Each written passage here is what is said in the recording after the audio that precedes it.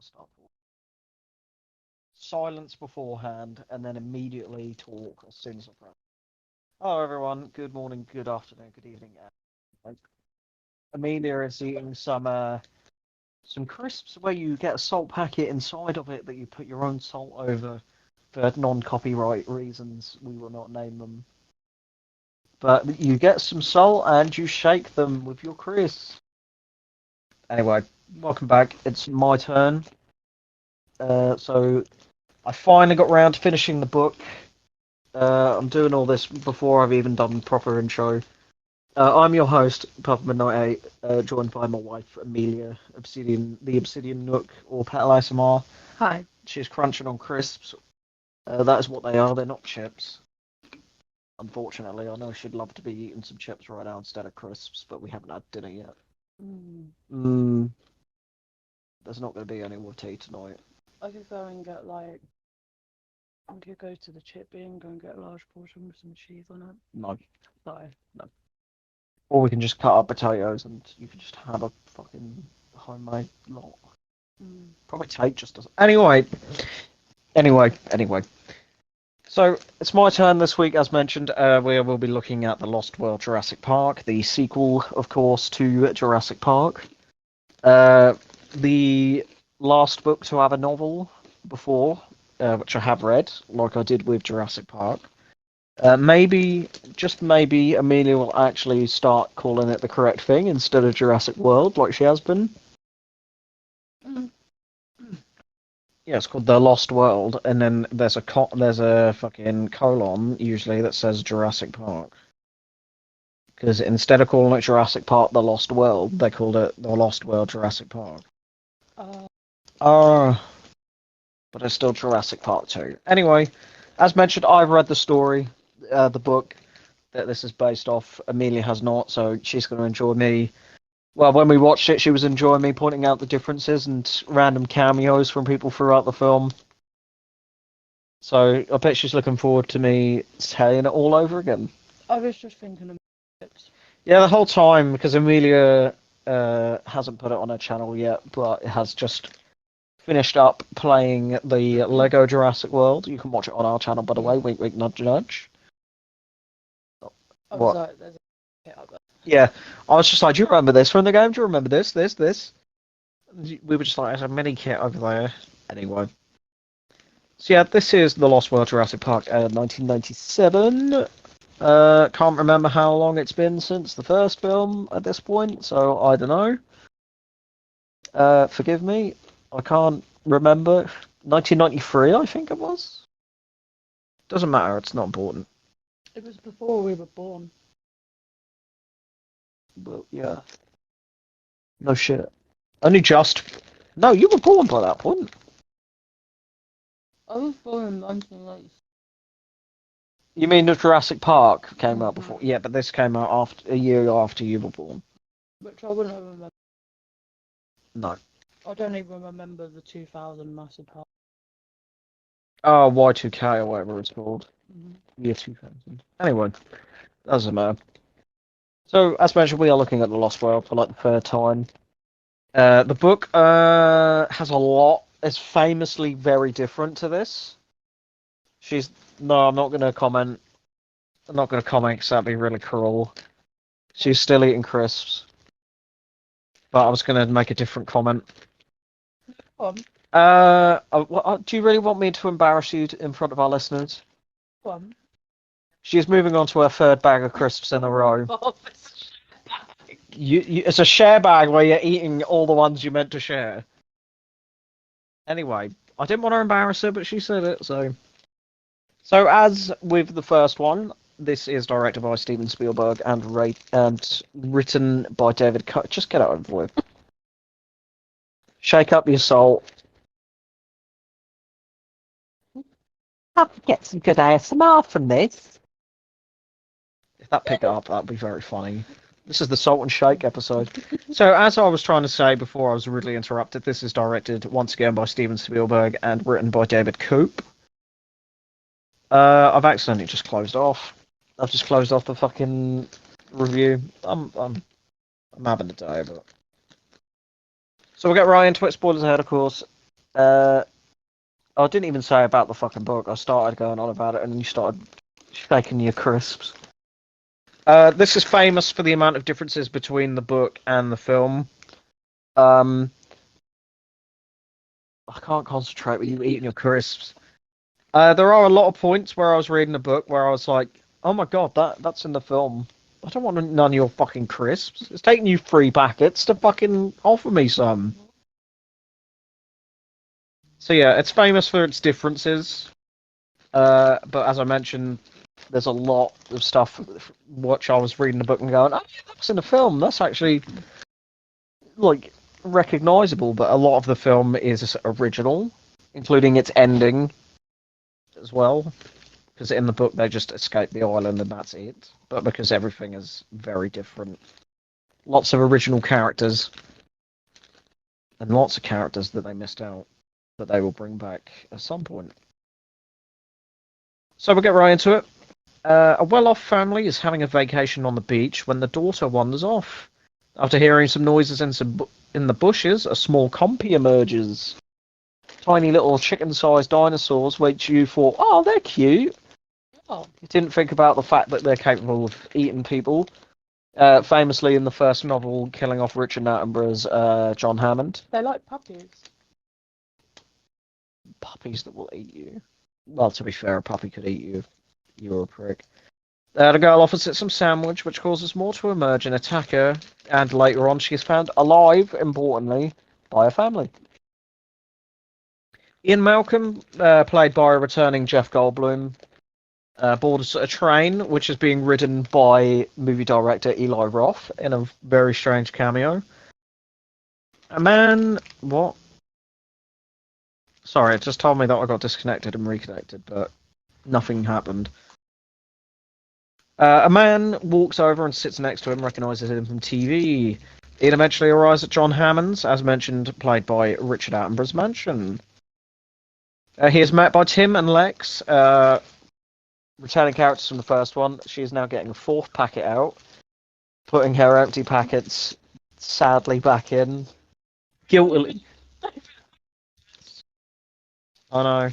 He's met by Tim and Lex from the first film, Joseph Mazzello and Ariana Richards. Shortly after, Peter Ludlow, played by Arliss Howard, John's nephew, argues with him about the first movie's events. Ludlow tells him that he's taken over InGen after John fell into poor health, and obviously after his... I can't do this with you fucking rustling your crisps. This is just awkward. I just wanted to have a nice little review episode. Like one of my favourite films, and then you're just fucking rustling your salt packets. Yeah, I didn't pick up any of that, but she's just complaining about how she's hungry. John speaks in private with Ian about Site B, an island where they bred the dinosaurs before moving them to the main island. John tells him of an expedition he organised to document dinosaurs, and he tells Ian that he has paid 3 team members, including Ian's current girlfriend, Sarah Harding, which persuades Ian to go. Ian visits a workshop which is run by Eddie Carr, played by Richard Skiff. Probably most well known for this and a character in the second God of War. Just so I can get some of the differences out of the way. The book actually begins with a sign. I don't know if he's a university student or something, but he's also like a field scientist or something. He goes to the island on his own after speaking with Ian, and then gets deserted. Well, his guide dies, and then he's stranded on the island, which causes everyone to go rescue him. And obviously, this doesn't happen in the film, so straight away that's a difference. Eddie Carr also is probably in his 40s in this, but in the book, I think they say he's in his late 20s. He dies differently in both.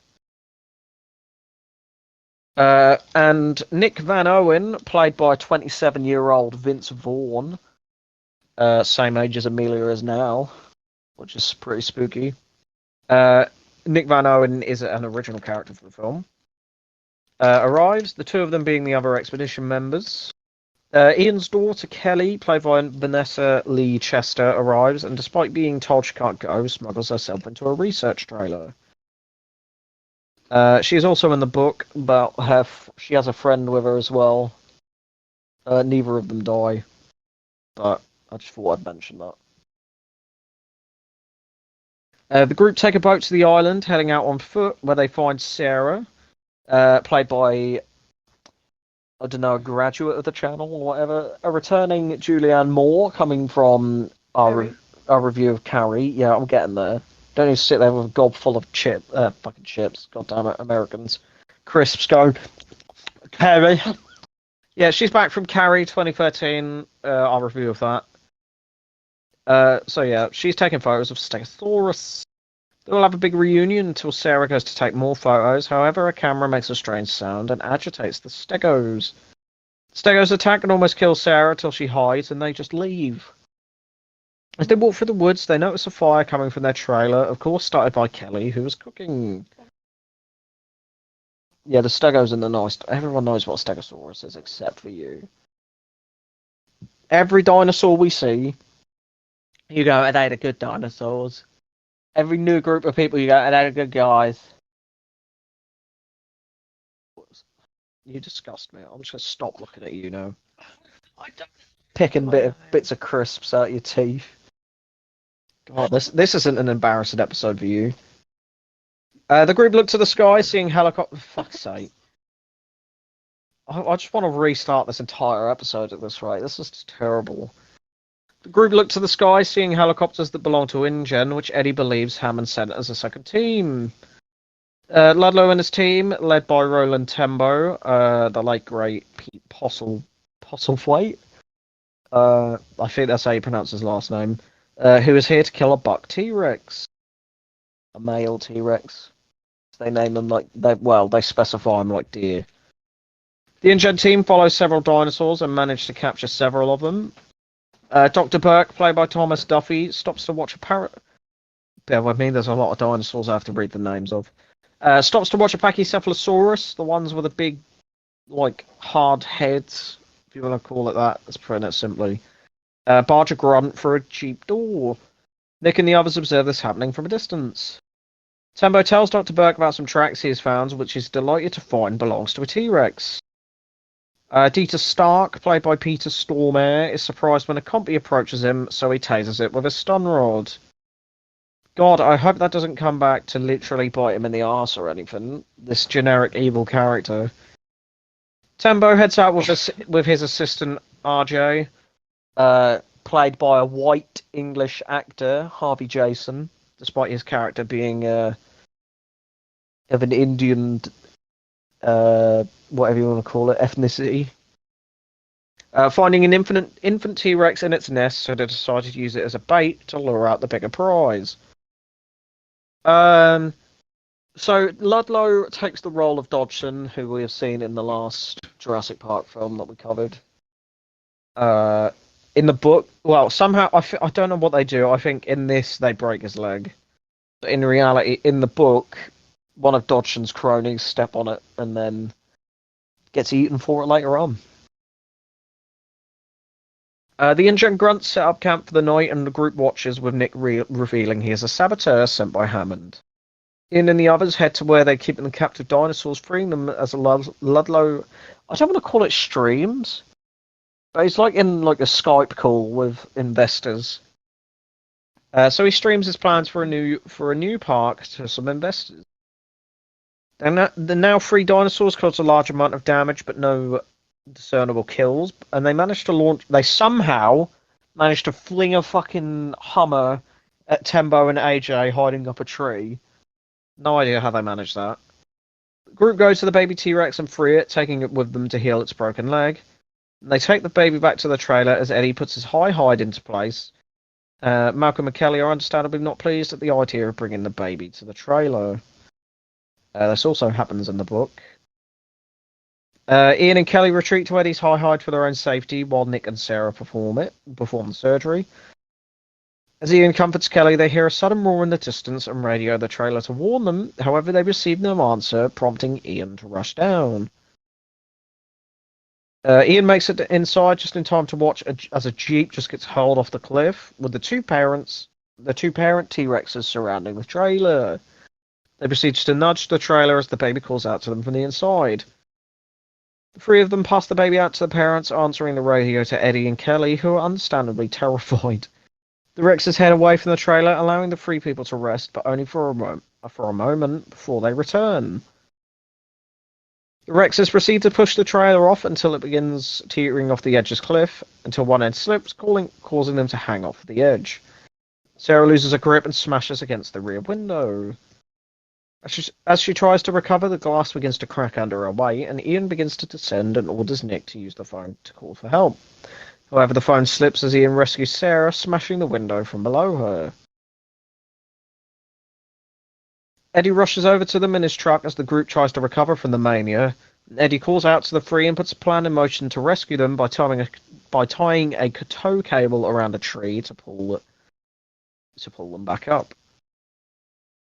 Hearing the Rexes begin to make their way inside, making their way back to the trailer even, Eddie speeds up his efforts into securing the trailer and the cable. He gets back in his truck and attempts to pull them back up, but it's too late before the Rexes return, tearing both the truck apart and him. The famous shot of them doing the... To save it being too graphic, they perform a tug-of-war on his body.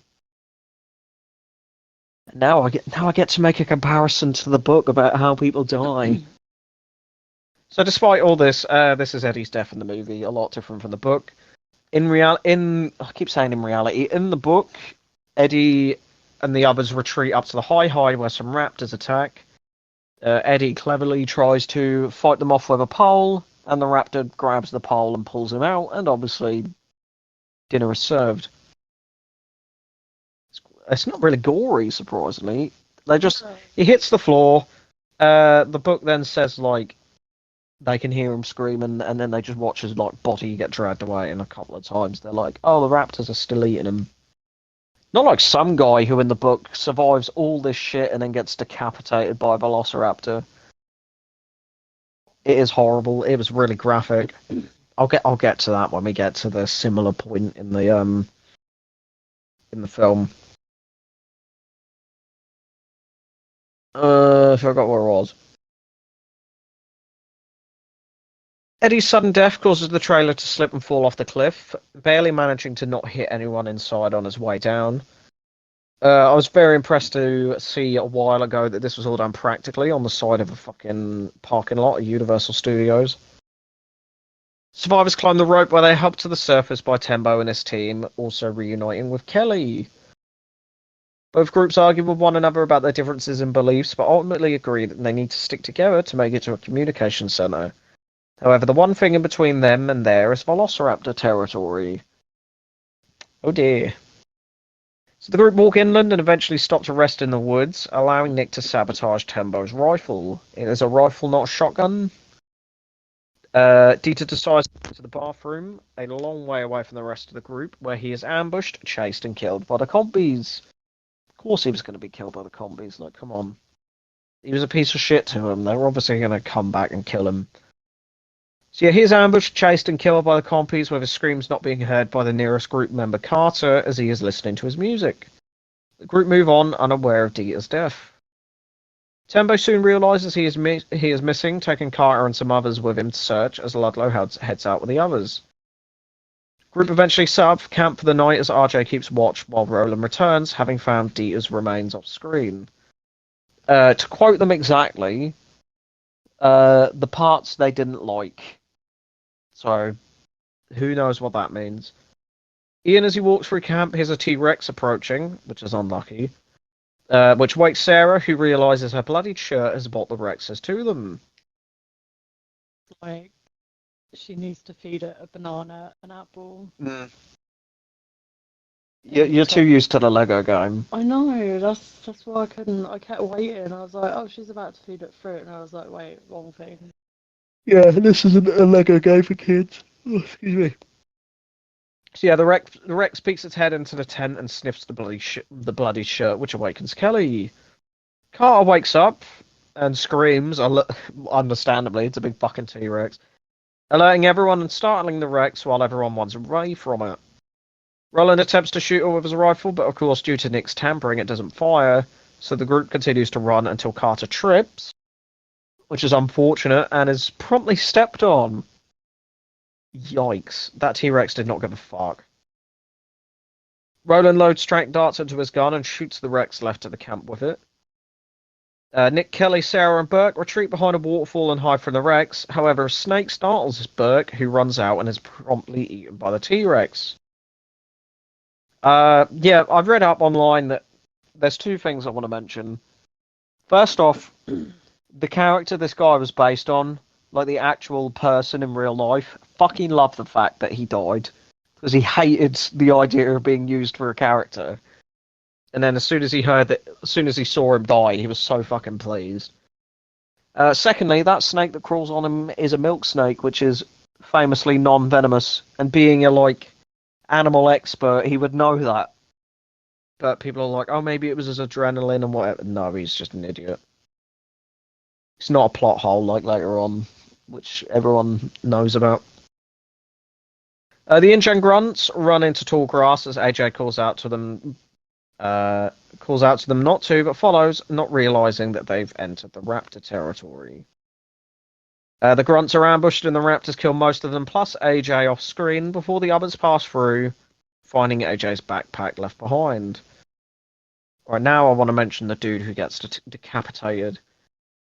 Dodgson abandons him in the book after the guy who broke the baby T-Rex's leg is killed. He survives so much. He nearly gets back to like the main group, and before he's like ambushed, and he runs into the tall grass, and obviously that's full of raptors. And you basically have his POV as he lays there, like underneath a raptor as it bites his head off. And then we get a nice detailed description of how a raptor had his head in its jaws and shook it around before flinging it. And it was quite funny because what came back to bite him in the arse was a raptor eats a chocolate bar, and one of the characters drops their wrapper, and obviously the raptors then realise, oh, chocolate, that means that humans are nearby, which then gets Eddie killed.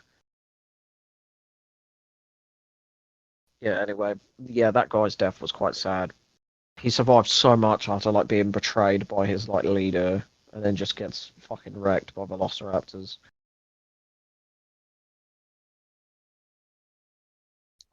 So hang on.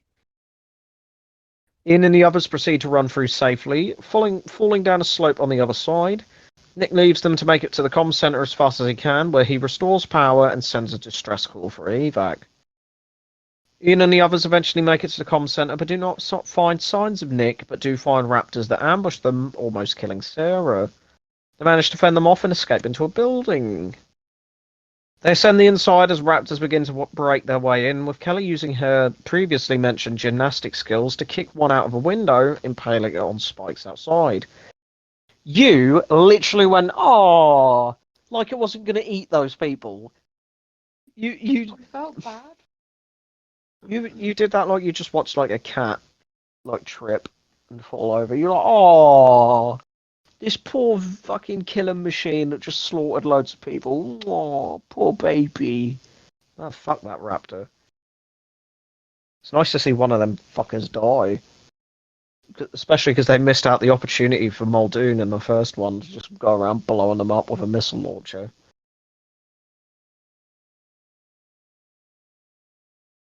Sarah escapes to the roof where another one attacks her, but she pulls the tiles from below it, causing it to land on another and cause them to fight. The three of them regroup and reunite with Nick, who is waiting with a helicopter that has arrived. Meanwhile, Ludlow is with grieving Tembo and the T-Rex, the one that they died and captured, planning on returning to San Diego. However, Tembo tells him he's done and leaves. The survivors see this as they fly over them, afraid of what comes next. Yeah, you should be. Although the T-Rex, as far as we know, doesn't kill a lot of people, it does cause a lot of damage. Sometime later, Ludlow gives another speech to his investors at the docks as he awaits the ship containing the T-Rexes. Just the T-Rex, actually. The big one, not the T-Rexes, because the baby came separately. Ludlow is spoken to by one of his men that tells him that the ship is early and they can't reach them over the radio.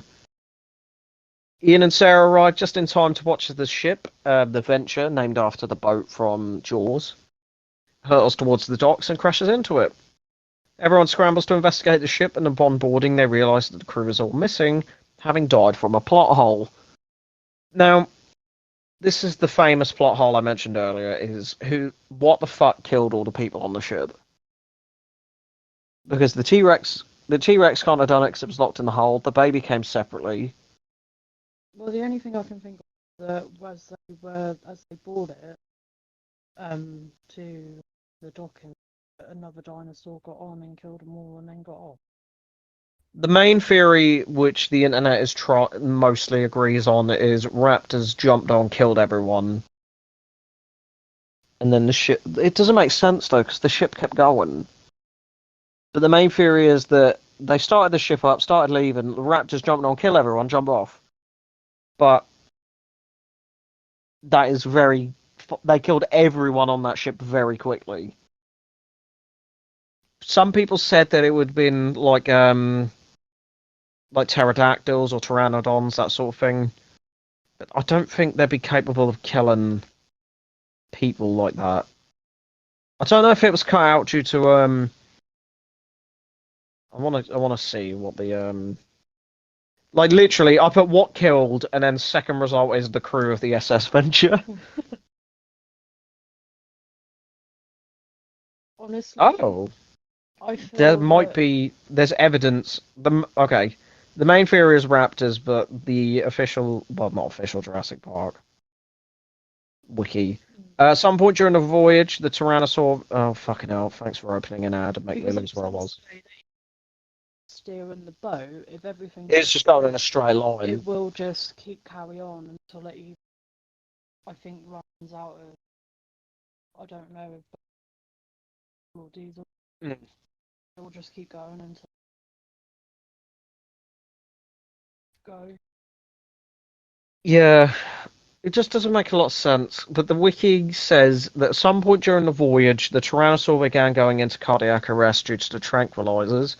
The crew, fearing he would die, administered an amphetamine to save him, but because they didn't know the correct dosage and gave him too much, he woke up. What happened after this is uncertain, but evidence suggests that the Tyrannosaurus broke free of its harness and attacked and killed most of the crew before being locked in the hold by one of the final men who was fatally wounded. However, that doesn't explain the severed hand still attached to the steering wheel, because that's not big enough for the T-Rex to grab hold of him through that. Because he clearly died holding the wheel. No, I don't believe the T-Rex broke out. It doesn't make sense. It's a big fucking plot hole. I mean, it can't fit his head through like a doorway. But the fact it escaped, killed everyone, and then somehow they managed to get it back in the cargo hold. Like, it's a long ship, and the cargo hold is on the end. So, I think it's bullshit. I think it's just bullshit. Like, they clearly, forgot what they were going to do, or they ran out of time. I don't know. Oh, sorry. No, it's not, the boat's not named after the fucking Jaws one. It's King Kong, sorry. The big ship in that is called the Venture. It's popular theory that velociraptors kill the crew, but this is born out of a necessity to explain a poorly executed scene rather than based on verifiable evidence. Auction storyboards by Phil Tippett revealed that there was to be a sequence aboard the Venture during its voyage where the Tyrannosaur awakened on deck. Oh, okay, well that kind of explains it. How it woke up from being trapped on the deck and then killed everyone as opposed to being in the cargo hold. So that kind of explains it. Because apparently it just wandered in and someone fatally wounded, pressed the button, and then died. Stupid. Long story short, it's a fucking plot hole that was never officially explained. Showed in more detail how the crew kept him restrained. In addition to the reinforced harness, his muzzled head and tail are being kept in place by two bulldozers fitted with crane arms. Series of errors end with the T-Rex getting free of his muzzle and injured the tines of a forklift, attempting to help wrangle him, and finally biting the front wheel of the bulldozer holding his head. When the panicked driver reverses, he accidentally pulls the dinosaur out of the harness, giving him the leverage he needs to use his leg muscles to get himself free the rest of the way. The movie would have presumably cut to the sequence of the waterfront complex. So the unofficial way is that human error caused the T-Rex to break out. But it still doesn't explain how they managed to get it back in the cargo hold. It's a big plot hole, and I'm not wasting any more time talking about this as long enough. Ian finds a dead crew member holding the button that opens the cargo hold, which an unnamed grunt picks up and opens, freeing the angry Rex. The dude literally picks up and just presses it straight away. He doesn't think about what it does. He's just like, button! It's like, literally don't press the big red button, and he did that. And that just gets a lot of people killed. Well, no, not a lot of people killed. Some people killed, and a lot of damage to the sea. Understandably, everyone runs as Ian berates Ludlow for his mistakes while the T-Rex escapes. Rhymes. Sarah and Ian realise that the Rex will cause carnage if not contained, and Ludlow reluctantly provides them the location of the infant to use as bait. The T-Rex makes his way into a backyard sorry, there's meant to be a comma there for grammar. The T-Rex makes his way into a backyard, drinking from the pool and eating the family's dog. That's really sad. I've warned you like the entire time that there's going to be a dog that gets eaten by T-Rex. It's mostly off screen though. You literally just see him chewing on the chain with the doghouse hanging from his mouth. Sarah and Ian rush to the facility where the infant is and retrieves it and leaves to find the parent who is causing carnage. He manages to ram a bus into the real dinosaur featured in the film into a blockbuster. And eats a random man, played by the movie's writer David Cope, when he tries to flee. I mean, that's how I'd want to, cameo in a film. I'd want to be eaten by a dinosaur, I think. Obviously not in real life, but if my cameo was anything, I'd want to be eaten by a big fucking dinosaur. Ian and Sarah spot it and use the baby to get its attention, causing the parent to give chase after them. They make it back to the dock, passing through warehouses and boarding the boat as the adult Rex begins to catch up. They manage to secure the infant in the cargo hold once more, passing Ludlow as they leave and making a swift exit from the boat. Ludlow stupidly doesn't realise their plan and follows the infant where the adult ambushes him and feeds him the infant. Yummy! He dies exactly the same way as Dodgson does in the book. I forgot to mention, but this entire bit of San Diego doesn't happen. They just escape the island and that's it. So yeah, Dodgson gets basically the same death. He tries to kill Sarah, but the T-Rex picks him up, takes him back to the nest, bites him on the leg so he can't run away, and lets her babies eat him. Which is lovely. He was a piece of shit anyway. He tried to kill Sarah by drowning her in the ocean, but she survived. He literally, his last words to her are I swear I fucking drowned you in the ocean. Sarah and Ian then make their way back on board and seal both the Rexes back in the hold.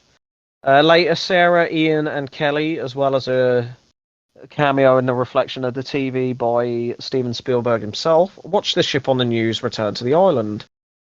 They watch John Hammond talk about preserving the dinosaurs on Site B as we see life on the island thriving as the film ends. And there we are. End of the movie.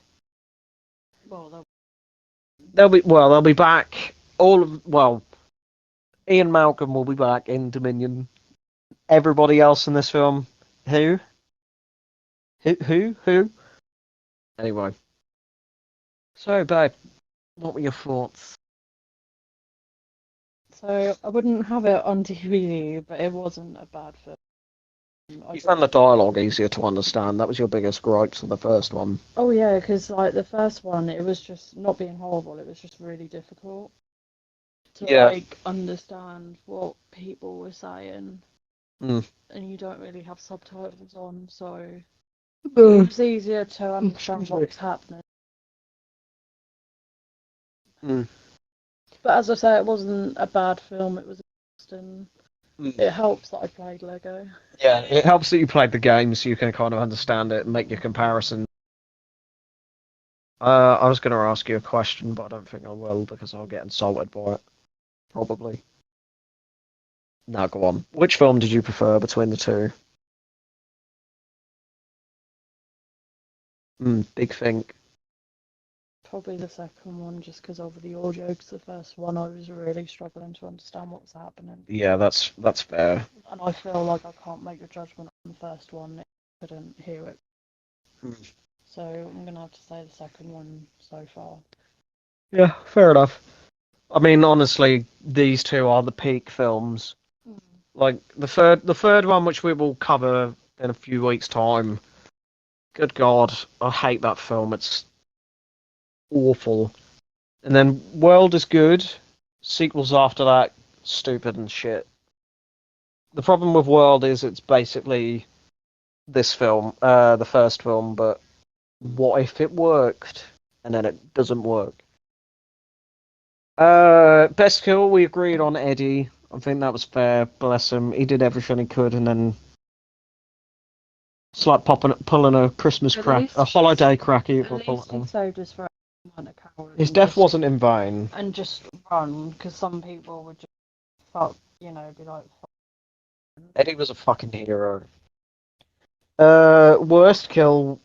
I'm surprised we didn't agree on because you just you know the worst kill doesn't necessarily have to be a named character. Like, because you always pick like no character and you're like, oh, he deserved more. He was a piece of shit. Even though there are like off-screen deaths, you're still like, oh, like they're a piece of shit, but like they deserve more. Like they could just be anyone, babe. They don't have to be a named character. So she chose Ludlow for that exact reason of he's a piece of shit. I mean, it was only fair that he was going to be eaten by the very thing he was a bit obsessed with. My worst kill was literally everyone who died on that boat because the internet cannot agree of what actually happened. So yeah, much like the first film, this film holds a very special place in my heart. Although I enjoy this film, I don't enjoy it as much as the first one. The first one is a lot more iconic. Don't get me wrong, this film still is like currently sitting at number 3 on my Letterboxd, so I think I might move it up to number 2. The only problems with films is that they do these classics and then they become thingy and they always try and beat the first one, but they never do. It's hard to have a sequel. Sorry. You know what I mean?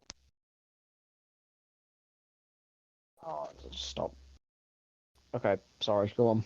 They try too hard to try and like, Imitate the Yeah. first one. I mean, I think sometimes they should just. yeah. I mean, the first one is fantastic, and the second one is, for a sequel to a film that's iconic as and beloved as Jurassic Park, they actually did such a good job with it. Unlike Scream 2, as we discussed last time. Still a good film, just not as good as the first one. Yeah, it was. But the Scream sequels are gonna get worse. That's the only problem is Jurassic Park at least has different things happening in it. Like, obviously, the first one is obviously the actual park itself and how it goes wrong. The second one is the island where they bred the dinosaurs. The third one is where Alan is hired to go to the island and rescue their son who went missing. Very much like the book, how like the main plot is them rescuing someone. World is just a remake of the first one, and their two sequels are shit. Yeah, as I say, sometimes they just. The Scream is still good. It's common. It's like humor is good. It's just the same shit every film. Yeah, I'm not holding my hopes up for 7. Yeah, whenever that comes out, because you know it's going to. 6 was still a financial success, and people still want it. But at least Halloween, Halloween's sequels got very fucking bizarre, and I can't wait for us to cover that. Mm. Including that one sequel that isn't even related to, because they wanted it to be an anthology as opposed to just Michael's story, but people didn't like it, so immediately they went back to Michael and Laurie. But Friday the 13th got very fucking bizarre. They're doing another one, I believe. Friday the 13th, I believe, has finally had its several years long battle of who owns the rights to the film. Like, that battle is finally over, as far as I'm aware. Because famously, the Friday the 13th video game has just not had updates in years, and I think the servers are shut down now. But it's because of the rights that they could make the game and had the rights to all of it, but then there was the big legal battle, and then updates came, so basically the game died. What everyone's posting, there's going to be a lot of horror ones now, including It or Derry. Yeah, Derry is the town. Yeah, there's a lot. Well, there's a lot more. Well, we're going to cover more of these films down the line. Why is this not picking? Oh no, it was picking it up. Oh, I couldn't see it. I was really confused. The overlay had just gone somewhere else. But anyway, we'll cover these films when we get to them. But for the meantime, that was the sequel to Jurassic Park: The Lost World. I think this, as mentioned, this film is just as iconic. It had all its set pieces. Like my favorite parts easily has to be like the fucking raptors in the field. The San Diego destruction was good, but the ambush in the long grass is definitely like very horror. That one being. Oh, The the trailer hanging off being filmed practic. I'll see if I can show you the footage of that afterwards. I might even link it in the description if I can be asked or remember. But I've got to go. We've got to go have our dinner now. So we've got to go have our din-dins. Anyway, thank you ever so much for listening. This one's longer. Got a bonus review coming out in a couple of days for you. So yeah, I watched that short film, didn't I? Oh, okay. Little bonus. It's up Thursday. Little bonus one for you, something different, just me on my own because Amelia was out at the time. So I filmed that first, then we're filming this one, and then we're filming her one on Saturday. So everything's a bit out of whack in a minute. But anyway, thank you ever so much for listening. I've been your host as always, Purpleman.8, joined by my wife, pardon me, Amelia, the Obsidian Nook Pal ASMR. You can find her link in the link tree in the description. You can catch our reviews every few days, essentially, depending on if we're well or we watched a film too late and can't record on the same day. But for now, thank you ever so much, and we will see you. Well, I will see you on Thursday, and we will see you Saturday-ish. Toodles.